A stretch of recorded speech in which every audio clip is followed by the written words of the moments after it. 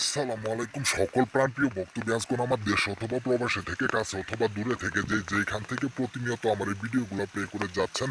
আশা করি আপনারা প্রত্যেকে আল্লাহ তাআলার অশেষ রহমতে এই সুন্দর মায়াবী করুণাময় পৃথিবীর বুকে একদম ভিতর থেকে সুস্থ আছেন, ভালো আছেন।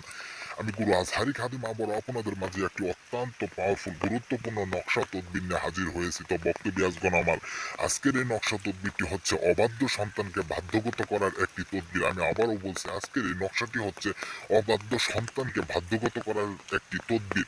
আপনাদের যে সমস্ত ছেলে মেয়েগুলা নেশাগ্রস্ত হয়ে গেছে, মেয়ে হয়েও নেশা করে এবং আপনার সেই সন্তানকে আপনি বাধ্যগত করতে পারছেন না, বাইরে সময় দিয়ে আপনাদের কথা শুনে না এবং আপনাদের নিয়মের বাইরে, কাজের বাইরে তারা চলাফেরা করতেছে এবং তারা সমাজে মান সম্মান নষ্ট করে ফেলতেছে, তাদেরকে আপনার কথায় বাধ্যগত করতে পারছেন না।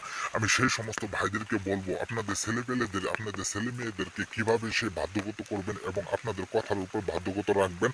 আদর্শ ছেলে হিসেবে, মেয়ে হিসেবে তাদেরকে সমাজে মানুষ চোখে দেখবে, কিভাবে তাদেরকে সেই পথে নিয়ে আসবেন। আমি সেই সমস্ত ভাইদের বন্ধুর অনুরোধ করে বলে যাচ্ছি, এই নিয়ম মেনে যদি কাজটি করতে পারেন, নকশাটি দ্বারা, তদবিরটি দ্বারা যদি আপনার কাজটি করতে পারেন, ইনশাল্লাহ আপনার ছেলে মেয়েগুলো একদম বাধ্যগত হয়ে যাবে, আদর্শ ছেলে পরিণত হয়ে যাবে ইনশাল্লাহ। তো বক্তব্যাসকোন আমার নিয়ম মেনে কাজ করেন, ইনশাল্লাহ আপনাদের কাজ হয়ে যাবে। কিভাবে কাজটি করবেন এই নিয়মটি আমি বলে দিচ্ছি। অবাধ্য সন্তানকে বাধ্যগত করার একটি তদবির। নিজের ছেলে মেয়েকে, নিজের ছেলে মেয়েদের মধ্যে যদি কেহ কেহ মাতা পিতার অবাধ্য হয়, কথা না শুনে, তাহলে ছেলে মেয়ের শয়তানের কথাই এবং চলাফেরা করে এবং সে শয়তানি করতে শুরু করে দেয়, নিম্নে তাবুসটি মেসক ও জাফরান কালি দ্বারা লিখে মাটির নিচে এবং কেড়ে রাখবে। ইনশাল্লাহ আপনার সেই ছেলে মেয়েগুলা আপনার কথার বাধ্যগত হয়ে যাবে, মাতা পিতার বাধ্যগত হয়ে চলবে ইনশাল্লাহ। তো বক্তব্যাসকোন আমার, আপনি নিয়ম মেনে কাজটি করেন, ইনশাল্লাহ আপনার সে আমলে এসে পড়বে।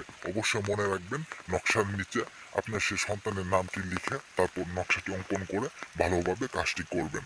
তো বক্তব্যাসকোন আমার, সবাই ভালো থাকেন, সুস্থ থাকেন, এই কামনা রইল আপনাদের সবার প্রতি। খুদা হাফেজ।